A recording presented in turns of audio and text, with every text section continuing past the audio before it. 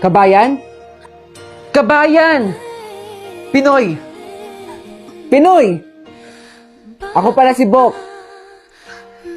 Clyde, ang pogi ng pangalan mo ha. Ay, akin na. Tulungan kita. Oh, salamat. Hello po, Tito Bok. Nandito na po pala kayo. Pamangkin. Si Yumi. Pinoy ang tatay niyan. Kaso, mas piniling maging adik at basugolero. Kaya iniwan niya yung mag-ina niya rito. Hello po. Tara na. Pumasok muna tayo dito. Tara na, pamangkin. Sige po, Tito Bok. Excited na akong kumain.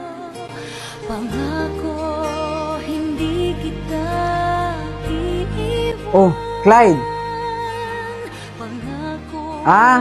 Yung picture na yan. Ayan si Ate Sheila, ang nanay ni Yumi.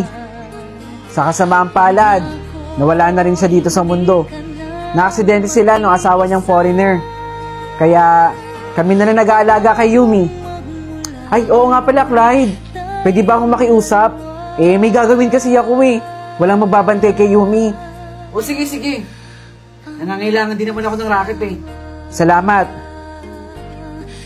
Magandang araw, Yumi! I'm okay, little puppet. Bakit tawa ka ng tawa dyan? It's funny po kaya, Tito Clyde.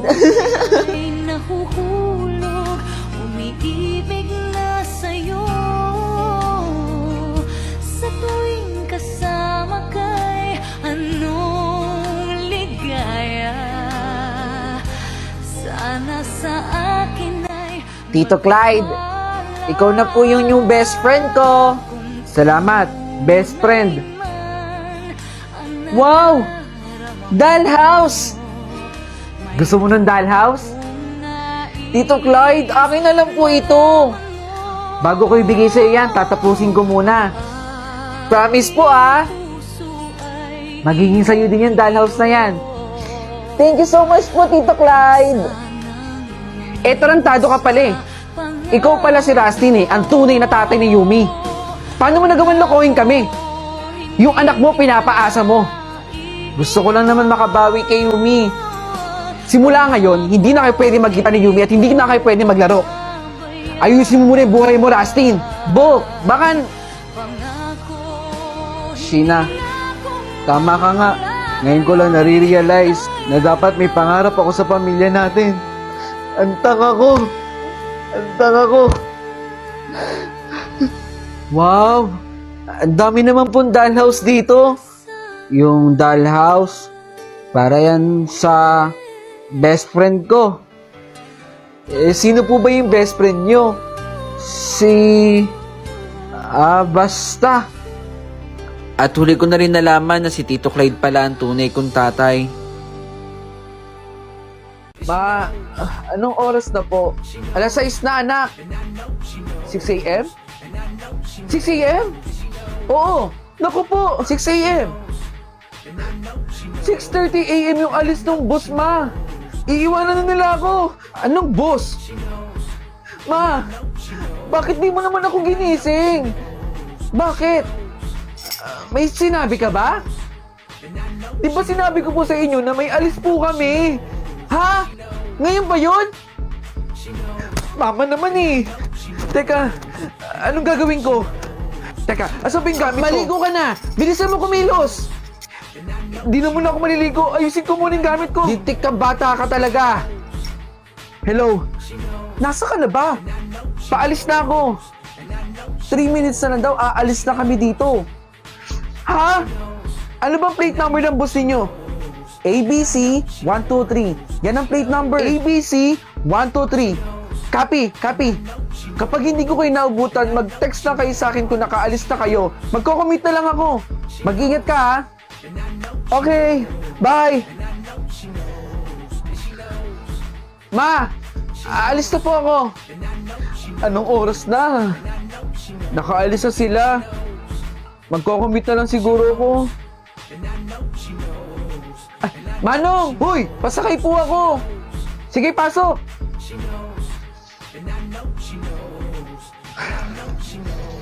Saan ka ba?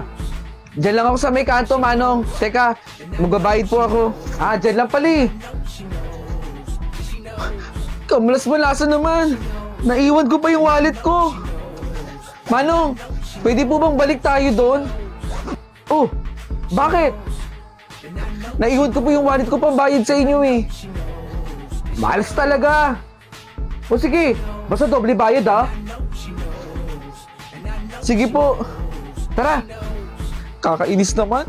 Ano ba ito nangyayari sa akin?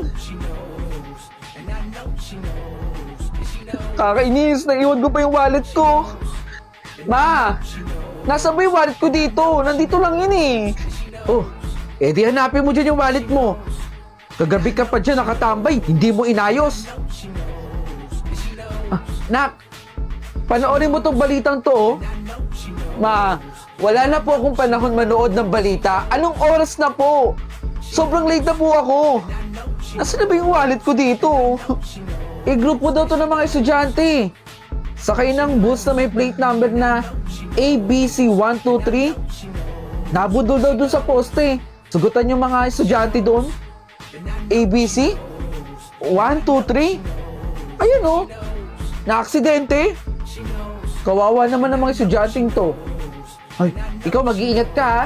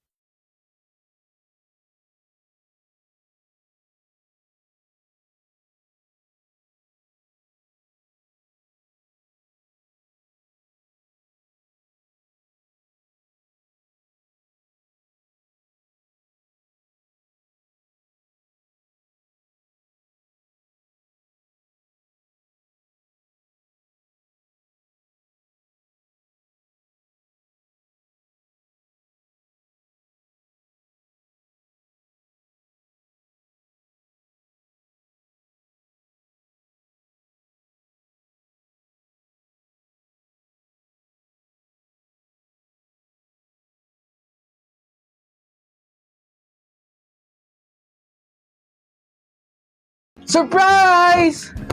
Ma, alam mo ba, miss na miss ko yung paborito kong ulam na niluluto mo.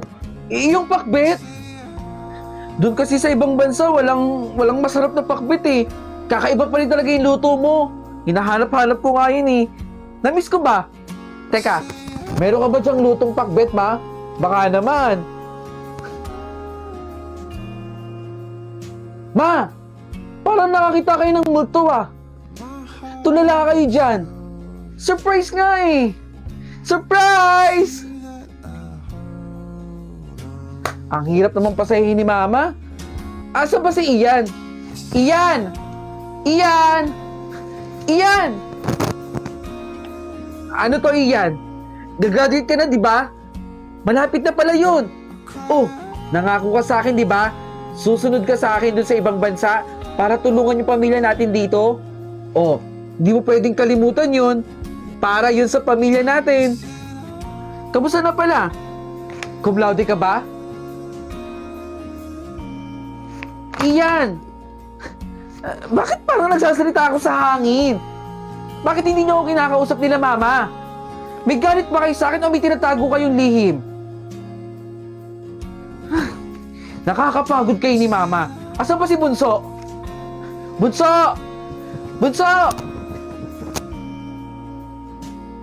Bunso! May dala akong chocolate.